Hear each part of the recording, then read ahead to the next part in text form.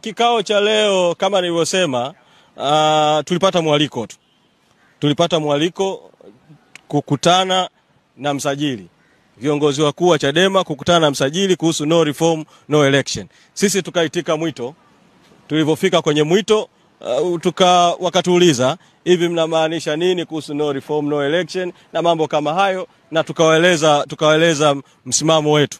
Kwa hiyo kimsingi tu ni kwamba tumewaeleza msimamo wetu, na mnajua kwamba na vizuri wanahabari mkafahamu, kwa mujibu wa sheria ya vyama vya siasa kifungu cha 4 kifungu kidogo cha 5 sehemu G mpaka I, ofisi ya msajili wa vyama vya siasa pamoja na majukumu yake mengine, moja, ina mamlaka ya kuishauri serikali kuhusu masuala yanayohusiana na siasa, demokrasia na vyama vya siasa.